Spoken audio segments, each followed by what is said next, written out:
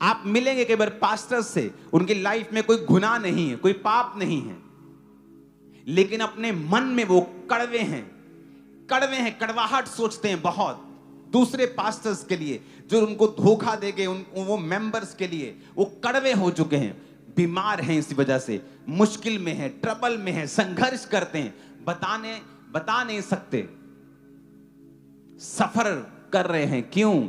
दिमाग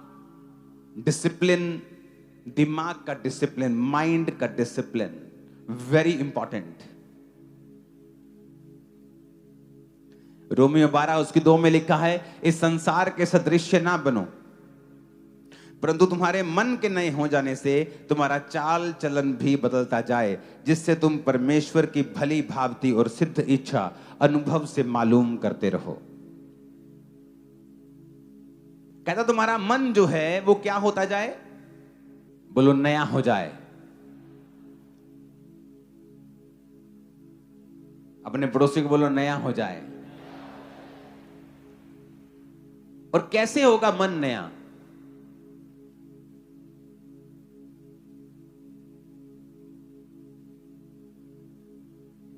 कहता तुम्हारा मन जब नया हो जाएगा ना, तुम्हारा चाल चलन बदल जाएगा।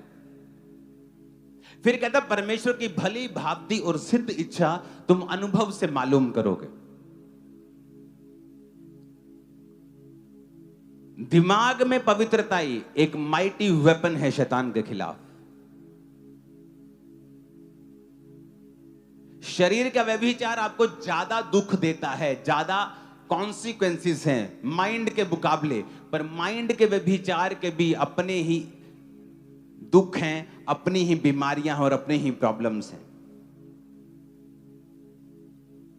फिर से बोलो डिसिप्लिन। क्योंकि अगर डिसाइपल बनना है, बोलो अपने पड़ोसी को, अगर डिसाइपल बनना है तो डिसिप्लिन में जीना होगा। ऊंची आवाज में कहो आमीन। डिसिप्लिन करना अपने आप को। पौलुस ने बाइबल में बताया, कहता अगर तुम मुक्केबाज हो और तुम हवा में मुक्के मारो तो तुम्हारे मुक्के मारने का कोई भी फायदा नहीं होगा। कहता अगर तुम दौड़ते हो तो सही दिशा में दौड़ना, एंड्योरेंस के साथ दौड़ना और एंड तक दौड़ना यह जरूरी है। कहता दौड़ में दौड़ते सभी हैं, पर इनाम एक लेके जाता है, जो तेज भी दौड़ा है और एंड तक भी दौड़ा है। नीति वचन 4 उसकी 23 में लिखा है, सबसे अधिक अपने मन की रक्षा कर। अपने पड़ोसी को बोलो, सबसे अधिक अपने मन की रक्षा कर। फिर से बोलो, सबसे अधिक अपने मन की रक्षा कर, क्योंकि जीवन का मूल स्रोत तेरा मन है। अपने पड़ोसी को फिर से बोलो ये बात, सबसे अधिक अपने मन की रक्षा कर, क्योंकि जीवन का मूल स्रोत तेरा मन है। ऊंची आवाज में बात करो अपने पड़ोसी से। हालेलुया। सबसे अधिक किसकी रक्षा करनी है? क्योंकि जो आपके मन में है वही बाहर आता है। वचन में लिखा है, जो तेरे मन में भरा है वही तेरे मुंह के ऊपर आता है। तो ये इंपॉर्टेंट है कि आपके मन में आप क्या भरते हैं और उसको कैसे आप रिप्लेस करते हैं। गंदी चीजों को हटाकर आप परमेश्वर के वचन को अपने मन में किस तरह से भरते हैं।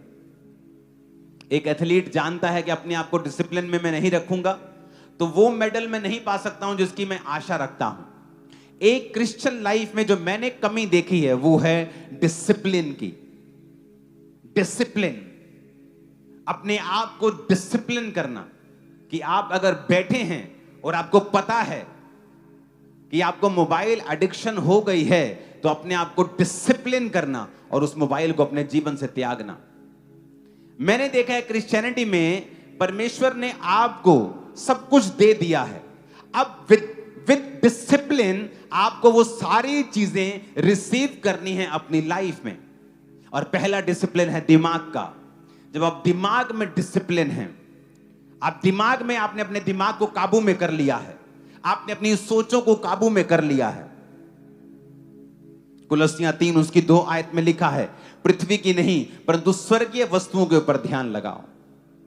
दूसरा कुरिन्थियों 10 उसकी 5 आयत में लिखा है, इसलिए हम कल्पनाओं का, ऊंची बात का जो परमेश्वर की पहचान के विरोध में उठती है खंडन करते हैं, हर एक भावना को कैद करके मसीह का आज्ञाकारी बना देते हैं। यहां भी पौलुस मेंटल डिसिप्लिन की बात कर रहा है, जो उसके दिमाग में उठती हैं, वो उस मेंटल डिसिप्लिन की बात कर रहा है जो उसके माइंड में आती हैं।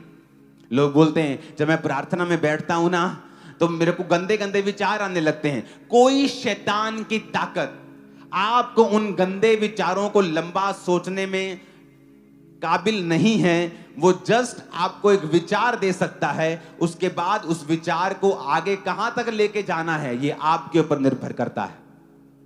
शैतान के पास ताकत नहीं है आपके मन के अंदर क्या चल रहा है उसको बूझने की। आपके दिल में क्या चल रहा है शैतान नहीं जानता है। शैतान आपके एक्शंस देखकर, कि जब वो आपके दिल में कोई बात डालता है उसके बाद आपने क्या एक्शन किया, वो उन एक्शन से समझता है कि आपने उसकी बात को कितना सीरियसली लिया है। जब आप अपने दिमाग में डिसिप्लिन हैं,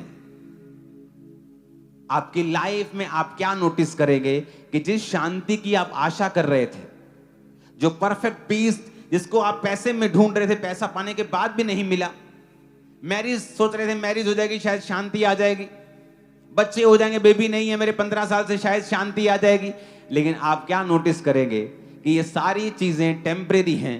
लेकिन रियल शांति तब आपकी लाइफ में एंटर करती है जब आप दिमाग में अपने आप को परमेश्वर के वचन के मुताबिक डिसिप्लिन कर लेते हैं। माइंड में डिसिप्लिन करना, अपने दिमाग में अपनी सोचों को काबू में रखना। जैसे ही शैतान गंदी सोच के साथ आपके दिमाग में आए, उसी वक्त उसे रिजेक्ट करना और उस सोच को लंबा ना लेके जाना और उसे लंबा ना सोचना और उसे वहीं पर रिजेक्ट कर देना। इसलिए पौलुस कहता है कि हम जो परमेश्वर की पहचान में हर एक ऊंची बात का कि विरोध में जो उठती है खंडन करते हैं, हर एक भावना को कैद कर लेते हैं, हर एक फीलिंग को कैद कर लेते हैं। अपनी फीलिंग्स को कैद करना, किसी को माफ ना कर पाना, आप मेंटल डिसिप्लिन में नहीं हैं। टीवी देखो तो देखते रहना, आप डिसिप्लिन में नहीं हैं। और जैसे ही आप नोटिस करेंगे आप डिसिप्लिन में अपनी लाइफ को बिताना शुरू कर चुके हैं, आपकी अनॉइंटिंग का लेवल बढ़ जाएगा, आपके फाइनेंस का लेवल बढ़ जाएगा, स्ट्रगल का लेवल बहुत कम हो जाएगा, सडनली चीजें फ्लो में आनी शुरू हो जाएंगी। आप बोलेंगे तो काम होगा, आप अपनी बॉडी पे हाथ रख के कहेंगे ये हील हो जाए, सारी बीमारी निकल जाए, वो जाती रहेगी। कितने मेरी बात को समझ रहे हैं? क्योंकि वो डिसिप्लिन आप जब समझ जाएंगे वो आपकी हेल्प करेगा, वो आपको आत्मा में ग्रो होने में हेल्प करेगा।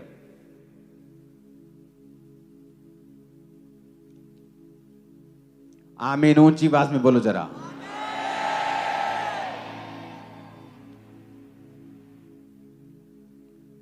सबसे बड़ा डिसिप्लिन जो है मन का है। और मैं चाहता हूं कि मैं आपको एक चीज पे कंसंट्रेट करने के लिए आज मजबूर करूं, क्योंकि उसके बाद आपको डिसिप्लिन रखना है अपनी बॉडी पर,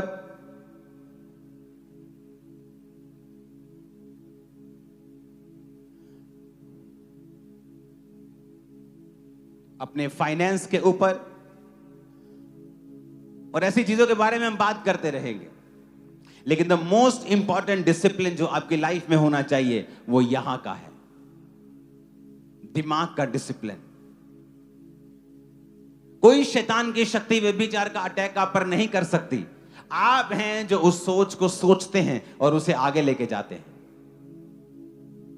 और वहां पर परमेश्वर आपको देखता है कि आप वेल मैच्योर इनफ नहीं है कि आपको एक सर्टेन लेवल पर लेके जाया जाए।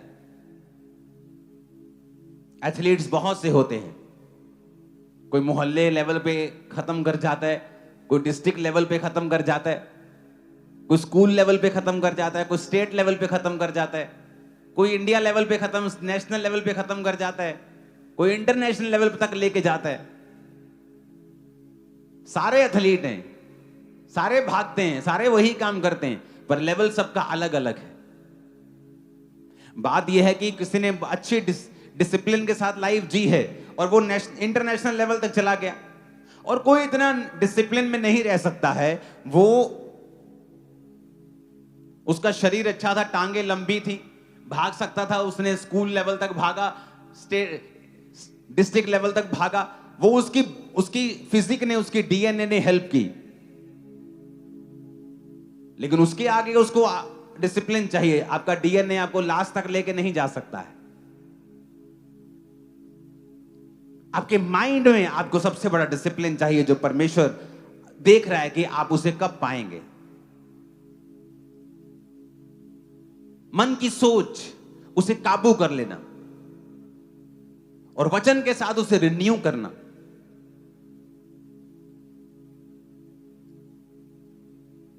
लोग पूछते हैं परमेश्वर क्या चाहता है मेरे जीवन में, मुझे कैसे मालूम परमेश्वर की इच्छा क्या है। बाइबल कहती है, परमेश्वर कहता है संसार के सदृश ना बन।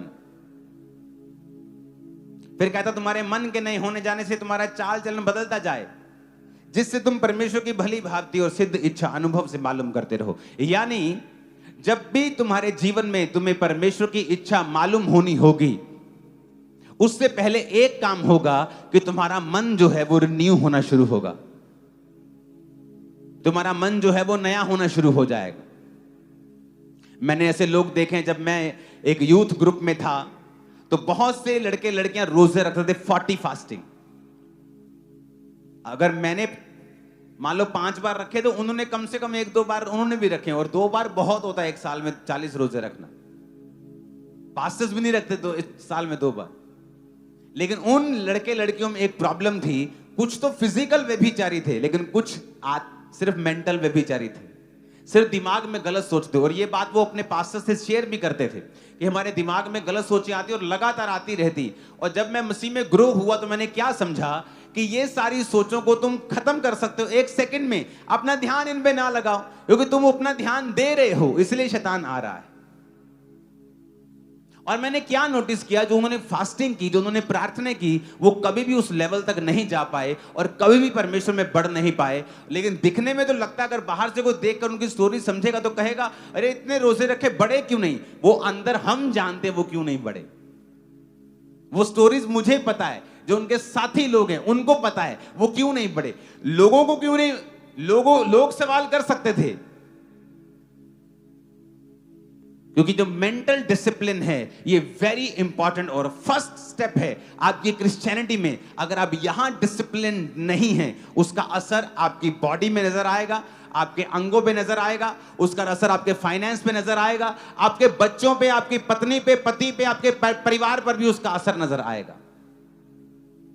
क्योंकि जैसे आप मेंटल डिसिप्लिन में जीना शुरू करेंगे, समथिंग विल चेंज।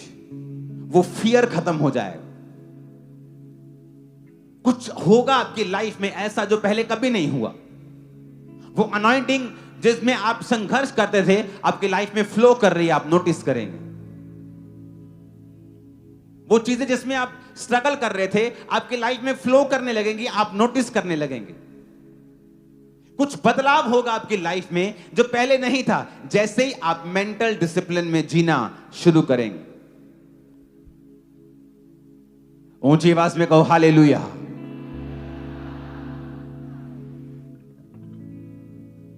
क्योंकि जरूरी नहीं है, यीशु मसीह ने कहा कि तुम व्यभिचार करो तो व्यभिचारी। यीशु मसीह ने कहा अगर तू किसी स्त्री पर दृष्टि करे, कुदृष्टि करे, तो तूने पाप कर लिया। वो परमेश्वर मेंटल डिसिप्लिन की बात कर रहे थे, वो कुछ मेंटली आपको समझाना चाहते थे कि उसका भी एक अपना असर है जो आप दिमाग में करते हैं। कई बार आपकी लाइफ में जो प्रॉब्लम है, उसकी वजह से उतना आप असल में फिजिकली टॉर्चर नहीं होते हो जितना मेंटल टॉर्चर होते हो। आपकी लाइफ में बेबी नहीं है, वो इतना प्रॉब्लम नहीं है कई बार, लेकिन उसकी वजह से जो मेंटल टॉर्चर आपको होता है वो प्रॉब्लम है। क्योंकि शैतान का जो बैटलफील्ड है, जो लड़ाई का स्थान है, एक्चुअल में वो आपका मन है।